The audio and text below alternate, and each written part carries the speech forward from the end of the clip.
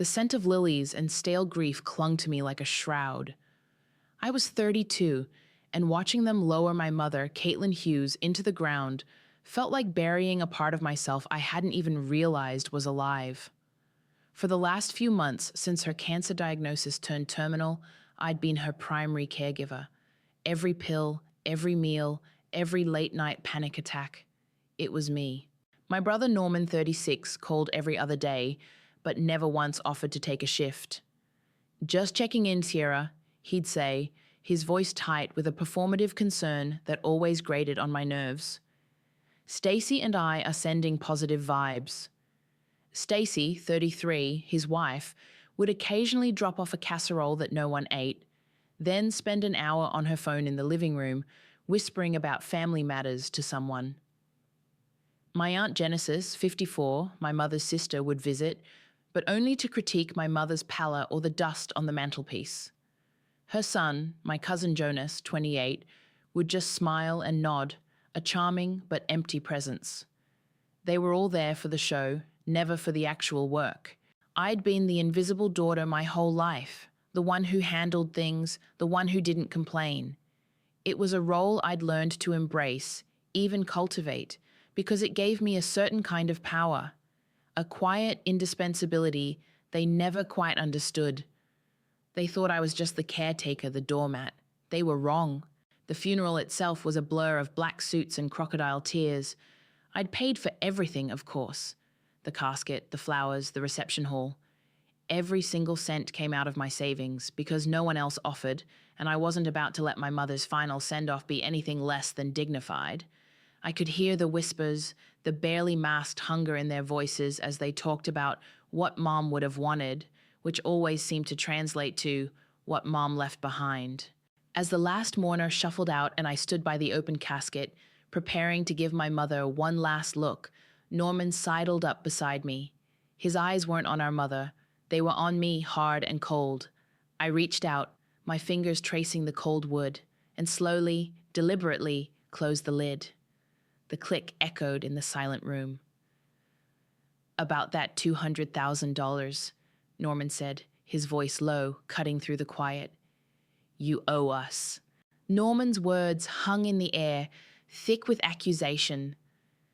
My initial instinct was to unleash years of pent-up frustration, to remind him who actually paid for everything, who sat by Mom's bedside while he played the grieving son from afar. But a different voice, colder and more patient, whispered in my ear, "Not yet." Later that afternoon, the family discussion convened at Mom's house, which still smelled faintly of lilies and disinfectant. Norman, Stacy, Aunt Genesis, and Jonas were all there, perched on the edge of the living room furniture like vultures. Kennedy, my cousin from Aunt Genesis's side, sat a little apart, her expression a mix of discomfort and sympathy. Elise Wood, the family lawyer, 40, was also present, a neutral observer with a sharp gaze. "So, Chiara," Norman began, leaning forward, his voice losing any pretense of sorrow. "Let's talk about the money Mom put aside. The $200,000 she mentioned specifically for us, for the family." Stacy, ever the opportunist, chimed in. "We know she was worried about you, Chiara, making ends meet, but to take advantage of her generosity, especially in her last days." She trailed off, letting the implication hang. Aunt Genesis, her face a mask of concern, added, "It's a serious matter, dear. If funds were misappropriated, we'd have to involve legal avenues. Elise is here, after all." She gestured to the lawyer, who remained impassive. I took a slow breath, letting their words wash over me. They wanted a fight. They wanted me to yell, to defend myself, to expose my hand, but I wasn't playing their game. "Before we go any further," I said, my voice surprisingly steady, "I suggest you check the casket." A ripple of confusion went through the room. Norman frowned. "What are you talking about, Chiara? The casket is sealed." "It was sealed," I corrected gently. "But before it was, I left something inside. Something for all of you. It might clarify a few things about Mom's finances." Kennedy, bless her heart, started to speak. Kiara wouldn't stay out of this, Kennedy, Norman snapped, his eyes still fixed on me, trying to decipher my poker face. He stood up, his jaw tight, a flicker of suspicion in his eyes. Fine. If this is some kind of game, Ciara, you're going to regret it. He stormed out, heading back to the funeral home. Stacy, Genesis, and Jonas exchanged bewildered glances, then scrambled to follow him, their greed outweighing their unease. My heart pounded, a frantic drum against my ribs, but I didn't move. I just watched them go. Elise, the lawyer, watched me with a knowing look after the others left. Kennedy hesitated, then came over and squeezed my arm. "Are you okay, Kiara?" she whispered. I just nodded, a tight smile on my face. This was it. The moment I'd been planning for, the culmination of months of quiet work with Mom. It felt like an eternity before Norman burst back into the living room, a thick manila envelope clutched in his trembling hand. His face was ashen, a mixture of shock and dawning horror. Stacy, Genesis, and Jonas trailed behind him, their expressions mirroring his. What is this?" Norman stammered, his usual bluster completely gone. He ripped open the envelope. Inside, nestled among legal documents, were copies of bank statements, meticulously highlighted. There were scanned images of checks with forged signatures, dates, and amounts. Beside each, in Mom's familiar, elegant script, were small, damning notations. Norman, July 2022, $50K for investment. Genesis, Sept 2021, loan for Jonas's tuition. Stacy, Feb 2023, emergency medical bill for Mom. The total, scrawled at the bottom of a summary sheet, was far more than $200,000. It was nearly $500,000, systematically siphoned from Mom's accounts over the last few years. A collective gasp filled the room. Genesis lunged forward, her hand outstretched. "Give me that! This is a lie!" But Elise was quicker. She stepped between Genesis and Norman, her hand firm on the envelope. "I believe this documentation belongs to the estate, Genesis." Her voice was calm, but held an undeniable authority. And frankly, these looked like very serious allegations. Forgery, embezzlement, elder abuse. The words hung in the air, heavy and chilling. Denial erupted. Norman started shouting, "This is a setup! Kiara, you put her up to this!" Stacy's face was pale, her eyes darting between me and the documents. Jonas just looked utterly bewildered.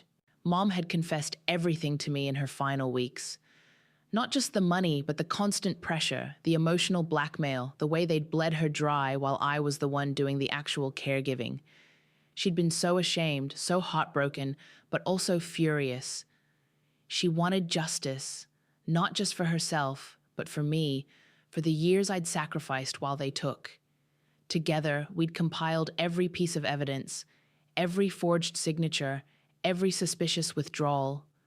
She'd even written a letter tucked inside the envelope, explaining her actions and her intent to expose the truth.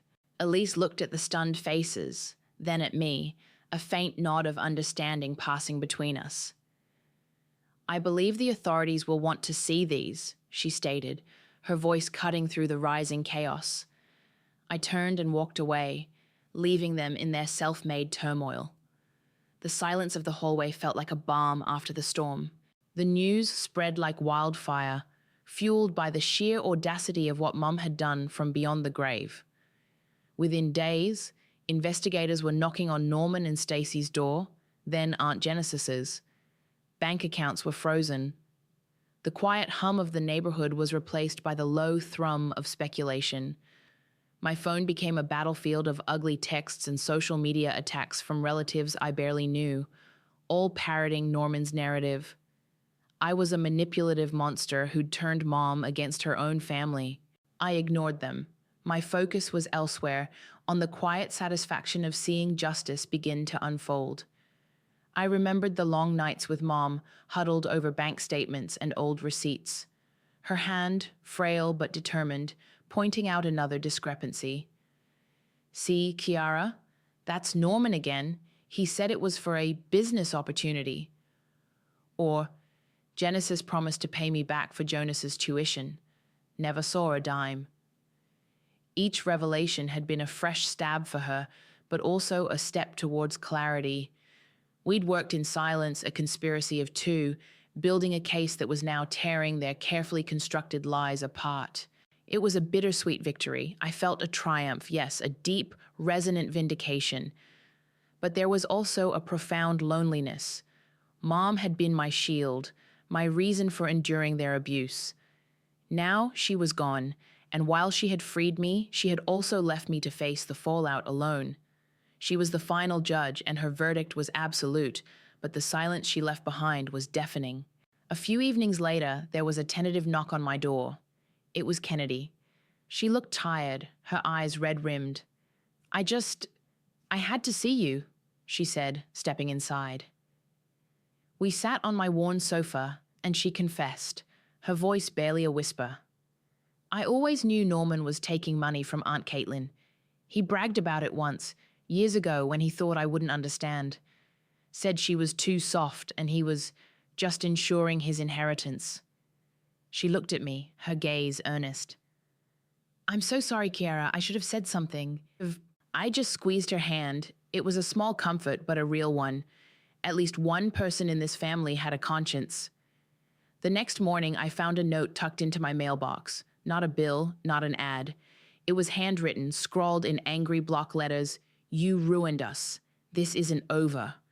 The triumph I'd felt earlier curdled into a cold knot of dread. The West clan imploded with a spectacular public crash. Elise, the family lawyer, had done her job thoroughly. The investigation uncovered more than just Norman's fraud. Aunt Genesis was exposed as having systematically embezzled from a small family trust Mom had set up years ago for emergencies, draining it dry. Stacy, Norman's ambitious wife, was implicated not just as an accessory to Norman's schemes, but also for a particularly nasty incident where she'd blackmailed Mom during her hospice care, threatening to withhold Norman's visits if Mom didn't sign over a specific antique jewelry set. Jonas, it turned out, was a willing participant in some of Genesis's smaller scams, though his role seemed more naive than malicious. My public reputation became a battleground. Neighbors whispered behind cupped hands. Local tabloids, picking up on the juicy family drama, ran headlines like "Daughter betrays family for inheritance" and "West family scandal rocks town." I was painted as the villain, the one who tore the family apart despite the irrefutable evidence. The vindication was real, a deep, satisfying hum beneath my skin. They were finally facing consequences. But the cost was undeniable. My family, dysfunctional as it was utterly destroyed. I was more alone than ever, the target of their hatred and the subject of public scrutiny. Was this what I wanted? To be right, but to have nothing left? Kennedy, a constant, quiet presence in the chaos, saw my struggle. "It's not nothing, Ciara," she said one afternoon, finding me staring blankly at another accusatory text from Jonas. "Your mother wanted you to have her legacy, the house, everything she built. She chose you." Her words resonated. Mom's house. It was a place of complicated memories, but it was also the last tangible piece of her. A few days later, Elise called. Her voice was crisp, professional. "Ciara, I've reviewed the will again in light of the new developments. There's a specific clause regarding the family home. Your mother stipulated that you have the right of first refusal to purchase the property." She paused, then added, "And not at market value, Ciara, at a fraction of its appraised value. It was her way of ensuring you had a fresh start without the financial burden." The twist hit me like a physical blow. Mom hadn't just given me justice. She'd given me a future, a way out, a home. Stepping back into Mom's house felt like walking into a ghost. The air was still, heavy with absence, yet every corner held a memory. The faint scent of her favorite lavender cleaner lingered in the kitchen. The worn armchair in the living room, where she used to read, seemed to sag with her impression. I hadn't been back since the funeral, and the silence was profound. I walked through the empty rooms, each step echoing. Here in the dining room, we'd had countless tense holiday dinners, Norman holding court, Genesis offering unsolicited advice, Stacy subtly undermining me. Upstairs in my old bedroom, I remembered hours spent alone, drawing or reading, trying to make myself small, invisible. The house was a repository of both joy and bitterness, a place where I'd often felt overlooked, yet also where Mom, in her quieter moments, had shown me love. The thought of living here, surrounded by these ghosts, felt overwhelming. I didn't want to be trapped in the past, forever haunted by what had been. But then, a different memory surfaced. Mom, years ago, taking in a teenage girl from down the street who'd run away from an abusive home. Mom had given her a safe place, a warm meal, and a listening ear for a few weeks until things settled. She'd always had a soft spot for the vulnerable, for those who, like me, often felt unseen. An idea sparked bright and clear. This house wouldn't be a mausoleum of my past. It would be a beacon for others, a shelter for invisible daughters, girls who needed a safe haven, an advocate, a voice. It was a legacy Mom would have truly approved of, a way to honor her kind heart, not just her final fierce act of justice. I called Kennedy. When I told her my plan, her voice filled with enthusiasm. Ciara, that's incredible. I want to help. Seriously, whatever you need to get it off the ground. Her offer felt like the first brick in building a new chosen family. A few days later, as I was meeting with a contractor to discuss renovations, Norman showed up. He pushed past the contractor, his face contorted with rage. You think you've won, Ciara? You think you can just waltz in here and take everything? This is our family home. His voice was loud, threatening. You'll regret this. I'll make sure you regret this. I met his gaze, my own resolve hardening. This house is legally mine to purchase, Norman, and it's going to be used for something good. He took a step towards me, his hand clenched. You manipulative bitch! Before he could finish, 2 police officers who had been discreetly parked down the street after I'd reported the threatening note stepped out of their car. They had been watching. Mr. West, one of them said, his voice firm, we're going to have to ask you to leave. Now. Norman sputtered, but the sight of their uniforms, the quiet authority in their stance was enough. He was escorted off the property, defeated and humiliated. The house was mine, and it was finally free. The weeks that followed were a whirlwind of legal proceedings. Norman, Genesis, Stacy, and Jonas were formally indicted. The family's crimes, once hidden behind closed doors, were now splashed across every local news outlet. Forgery, embezzlement, fraud, elder abuse. The charges were severe, and the paper trail Mum and I had compiled was irrefutable. I had to testify, recounting the years of subtle manipulation, the financial drain, and finally, Mum's desperate, dying wish for justice. Stepping into the courtroom, the weight of their stares was almost physical. Norman looked gaunt, his arrogance replaced by a bitter resentment. Stacy, ever the performer, tried to manipulate public perception, whispering to reporters outside the courthouse, blaming me for tearing the family apart, for destroying Mom's legacy. But her words rang hollow against the mountain of evidence. My composure on the stand, my clear, unwavering testimony became headline news. The invisible daughter finds her voice, one paper declared. During my testimony, I felt a strange sense of calm. It was as if Mom was right there beside me, her quiet strength flowing into mine. I wasn't just speaking for myself, I was speaking for her, for all the times she'd been silenced, for all the times they'd taken advantage of her good nature. She hadn't just exposed them, she had set me free, free from the burden of their expectations, free from the guilt of not doing enough, free to finally live my own life. The climax arrived with the judge's pronouncement. His voice was grave as he read the verdict. Norman, Genesis, and Stacy were found guilty on multiple counts. Jonas, due to his lesser involvement and cooperation, received a lighter sentence, but was still implicated. Then came the financial ruling. The inheritance, the very thing they had clawed and schemed for, was revoked.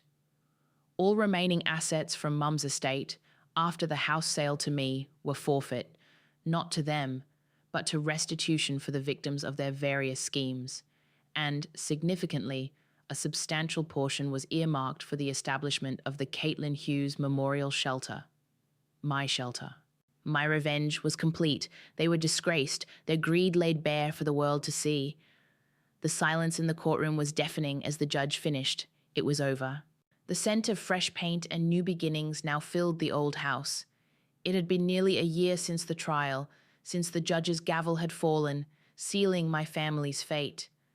The Caitlin Hughes Memorial Shelter was finally ready to open its doors. Media coverage had shifted, portraying me as resilient, a survivor who had turned personal tragedy into a force for good. But the reality was, as always, more complicated. My family was scattered, their lives irrevocably altered, their bitterness a shadow that still reached for me. Norman was serving time, Stacy had divorced him and disappeared, Genesis was facing legal battles of her own, and Jonas was trying to rebuild his life, estranged from everyone. The cost of revenge was clear, a profound solitude even amidst public acclaim. Kennedy was a whirlwind of energy, organizing donations, painting murals, and helping me furnish the rooms. She was my rock, my chosen family. The first group of girls, all teenagers navigating their own difficult family situations, were due to move in next week. I looked at the bright, welcoming spaces we'd created, and a sense of purpose, deeper than any revenge, settled over me. I would be the advocate I never had, the voice for those who felt invisible. In the living room, above the newly installed fireplace mantel, I placed a framed photograph of Mom. She was smiling, younger, her eyes full of a warmth I hadn't always felt directed at me, but which I now understood was always there, buried under layers of her own pain and family pressure. I sat on the new sofa, the silence of the empty house before the girls arrived, a different kind of quiet now. It wasn't the deafening silence of grief or loneliness, but a peaceful quiet, full of potential.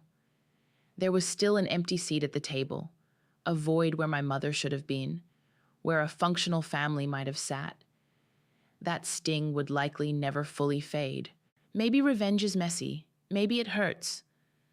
But now I have my own voice, and a house full of invisible daughters who will never be silenced again.